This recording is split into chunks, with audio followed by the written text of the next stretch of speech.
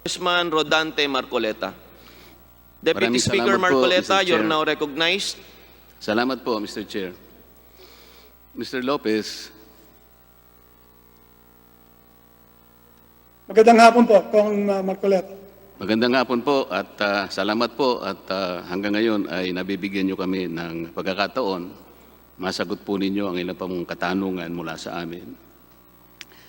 Mr. Lopez, ang naiwan pong tanong ko sa inyo bago po ako kinapos ng oras ay yung tanong na bakit naman inabot pa kayo ng 48 taon bago nyo naisipan na kumuha ng Certificate of Recognition. At sinagot po ninyo yon sa kadahilanan na gusto ninyong makakuha ng Philippine passport. Hindi po ba, Mr. Lopez? Opo.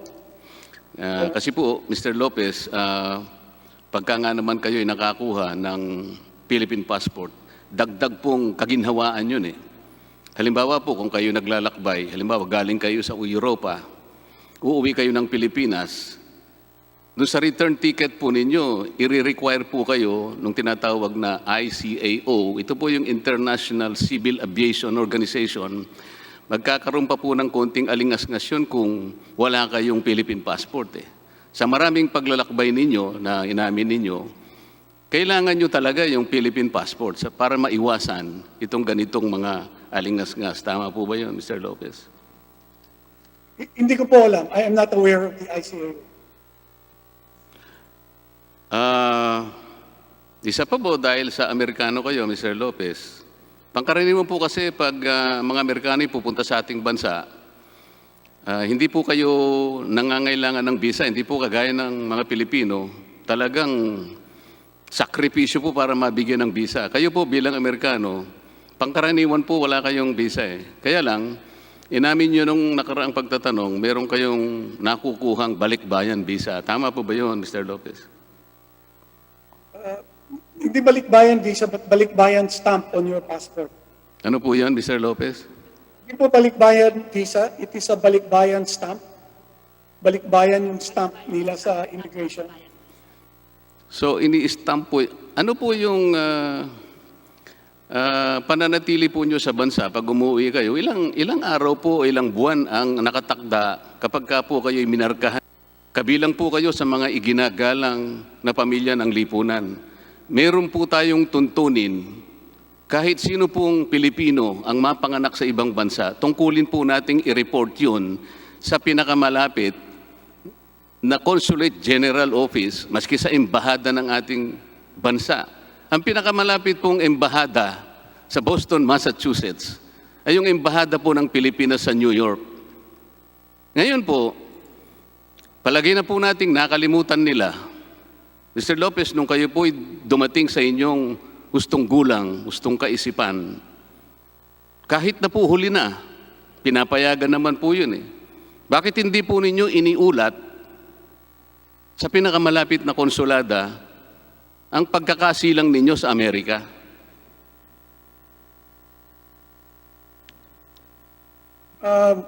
Your Honor, are you talking about me after I turned 21?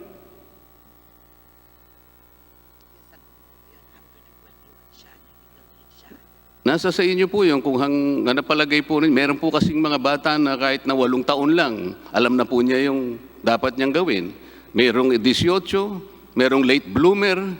Kung 21 po ang gusto ninyo, nung kayo po'y nakarating sa gulang na 21, hindi po ba ninyo naisip na dapat iniulat po ninyo sa pinakamalapit na embahada ng ating bansa para maitala po sa ating noon ay tinatawag nating National Census and Statistics Office, na ngayon po ang tawag natin Philippine Statistics Authority. Dalawa po kasi ang importansya noon, Mr. Lopez. Unang-una, bibigyan po kayo ng birth certificate, matatala po yun. Bakit hindi po ninyo ginawa yun, Mr. Lopez? Bago po payagan ng chairman ng committee ito sumagot si Mr. Gabby Lopez, ay papalalahanan lang po si Deputy Speaker Rodante Marcoleta na naubos na po yung iyong 5 minuto at ang susunod po na magtatanong pagkatapos po ninyo ay ang ating Vice Chairman ng Legislative Franchise na si Congressman Tony Pet Albano. At maaari po bang bago sumagot si Mr. Gabby Lopez ay matanong muna natin? Authentication mula sa ating tinatawag ngayon Philippine Statistics Authority. Ni wala pong pinakita ng panahon na naipanganak po si Mr. Gabby Lopez, ang kanyang ama ay Pilipino pa nung panahon na yun. Dapat po kasi, meron yun. Paano po pagbabasihan ang pagbibigay po sa kanya ng Certificate of Recognition dahil wala nga po siyang birth certificate kung hindi po ibibigay ang mga dokumento na sertipikado, authenticated ng Philippine Statistics Authority. Yun lamang po ang mapagbabasihan natin.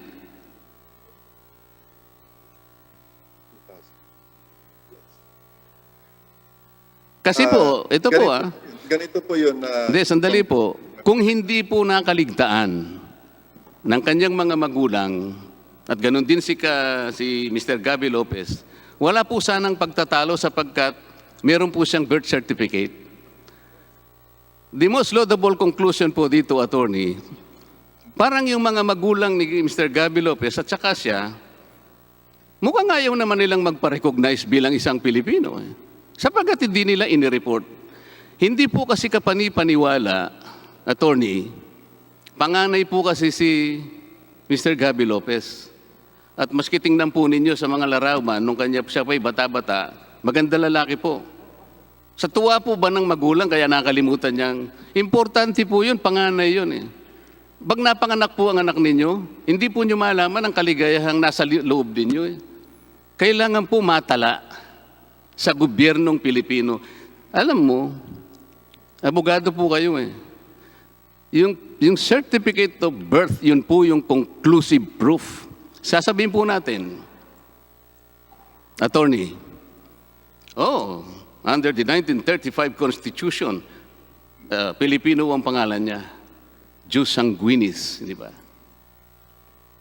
Opo. Attorney, we were taught in law school that the principle of jus sanguinis is a legal fiction, technically speaking. Tama po ba? Opo. Tama. Patutunayan mo po yon sa mga authenticated, certified, reliable documents na kinuha ninyo sa Philippine Statistics Authority para po mabigyan kayo ng substitute for a birth certificate. Tingnan po ninyo, yung binigay ninyo certificate, mga dokumento sa amin.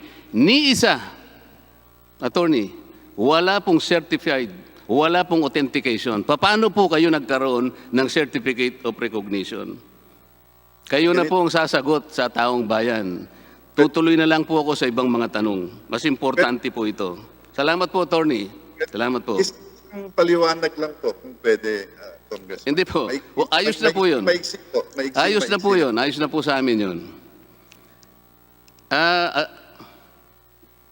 Mr. Lopez, nung kayo po yung unang tinanong ni Congressman Boying Remulla, tinanong po kayo kung, yung kauna-unahan po na nagkita tayo, Mr. Lopez, tanong po niya sa inyo, kayo po ba'y 50% Pilipino o 50% na Amerikano? Ano na po yung naisagot niyo noon, Mr. Lopez? Hindi ko na po kasi masyadong matandaan.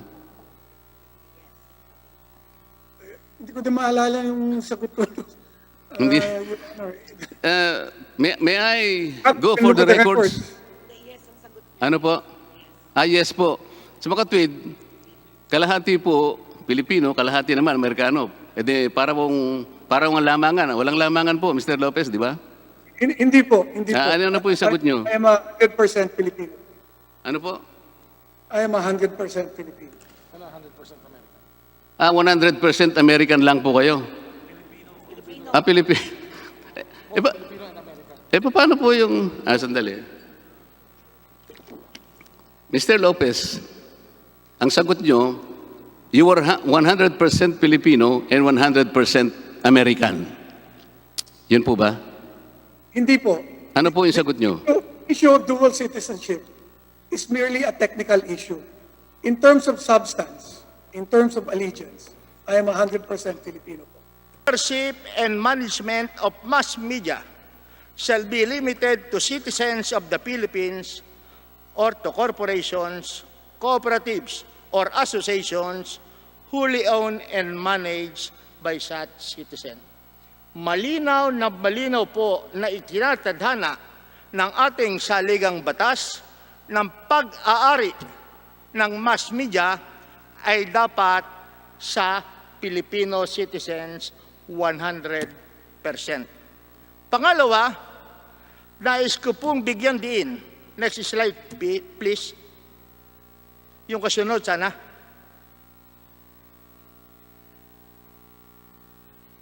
Okay. Ay, lumampas ata tayo. Lumampas po tayo. Medyo lumampas. And this is very important. Yung pang-isa. Yung bago mag-section 11, paragraph 2. Ano po ba yung hinahanap nyo, Congressman PD? Based on the deliberations. No. Section 11, Article 6 is the only provision. Yun Ayan nasa po. taas. Is the only provision in the 1987 Constitution that requires 100% Filipino. Ayan na po, ownership. nasa screen na po. Article 6.